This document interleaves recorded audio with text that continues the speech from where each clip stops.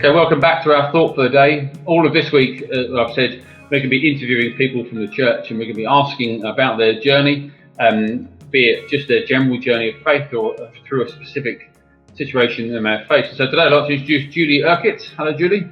Hi Gary. Thank you for being with us. Julie's been a part of church for a long, long time, and so she's got a really amazing story to share, an important story to share with us today. So, Julie, about 2 years ago, you went through something quite serious that was potentially quite life-changing. And I wonder if you'd just share a little bit with us about what happened 2 years ago. Yeah, sure. It was in July of 2018. I was diagnosed with breast cancer, and that was quite out of the blue. And I was only 41 at the time, so really didn't expect something like that to happen.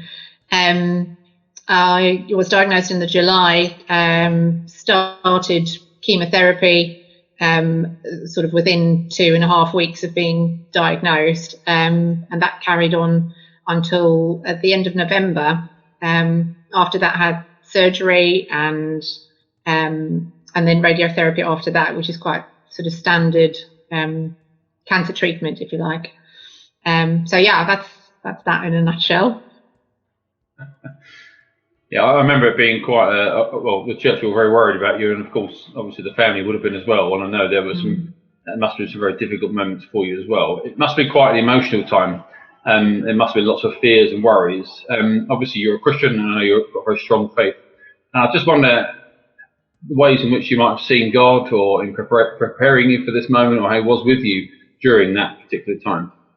Yeah, that's a really good question. So I've been a Christian for a very long time, but one thing that I've often thought in my life and in my Christian walk is that I'm quite a capable person as well. So whatever I set my mind to, I sort of make a plan. I plan for it and do what I need to do. And quite often I've thought, I wonder if I'm too reliant on my own self, my own abilities. And this was, to be honest, the very first time I was face to face with something I absolutely could not control, and face to face with my own mortality. And it's really, it turns your life upside down in an instant. And there's quite a lot of sort of what we're going through today with being in lockdown and life sort of being very abnormal for everybody. That resonates a lot with me. It sort of takes me back 2 years where we had to suddenly, cancel our family holiday, make plans for people to work from home, not work. In my case, I had to stop work for about 8 months. Because I couldn't travel into London, and just everything was upside down, and everything was not as normal. But getting back to your question about how I felt God worked in my life during that time, actually started before my diagnosis. Obviously, diagnosis is a little bit of a process, so there was probably about 2 or 3 weeks in which I thought there probably was something wrong, but I didn't know quite what yet. So I'd been to the GP, and he'd referred me, and it was in the back of my mind. And in that 2 or 3 week period, I just had so many sort of small instances, shall we say, where people spoke to me, where God spoke to me through people, just to reassure me.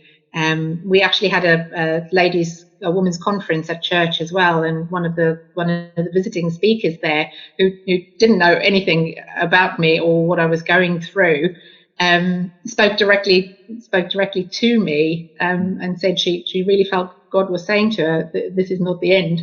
And at that point, I didn't even know I had cancer. That's really amazing. I know. So that was a real, then getting the diagnosis and going through the process, just knowing that that he already knew I was going to go through it. God already knew, and he dropped so many things into my mind and into my spirit, really just to carry me through that time where everything else was in turmoil.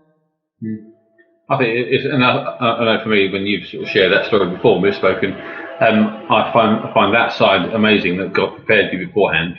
Yeah. And of course, the moment of the women's conference is just incredible, and I love the way God works like that. Yeah. Sometimes, obviously, not all the time, and it's brilliant, and it's lovely how our faith can build it up in that. So, of course, that was 2 years ago. Things are very different now, and you're back to some form of normal, although it's kind of been taken away again quite quickly. I don't want to use the phrase "given the all clear," but obviously things have changed since that, and you've been given a sort of an end to treatment and things. But what's it like now? Yeah, it's quite a bizarre thing, and I think having gone through something as life changing as that, I think gives you a perspective on what it's like to be unwell and sort of live with that condition. And I think probably anybody who's been through or had a family member who's been through cancer will probably say that, you know, there is no all clear. The doctors, you know, give you updates and always are really careful what they say and how they phrase it. But at any point in time, they can tell you whether they're concerned over anything. But you find yourself in sort of quite a bizarre place where you're sort of hyper aware of every ache and pain and is this normal? Should I be feeling like this? Why am I so tired today? You know, so you really do, I think, live with cancer for the rest of your life, possibly, even though you're not ill at any point in time. But again, I kind of see it as somewhat of a blessing. Actually, it might be weird to hear that, but it's a bit like Paul says in Corinthians, doesn't he, where he says there's a thorn in my flesh that just reminds me the whole time that God is my strength, and I think I feel the same way, that every time I think, oh, you know, I wonder how many days I have left on this earth. How many years might I still be here? And actually, the reality is, all our days are numbered, and it's that constant reminder for me that every day is precious, and to sort of throw ourselves into whatever we do as if this was our last day or month or year on this earth, and that whenever I leave this earth, I shall most certainly be going to a better place. That's what I meant of that. So just sort of two more questions, but so the sort of tension I guess you find yourself in now, which is reflected in the Bible, isn't it? We're strangers on this earth, we're citizens of heaven, so we're sort of here, not here. Is that having a positive effect on your faith, do you think? Absolutely. I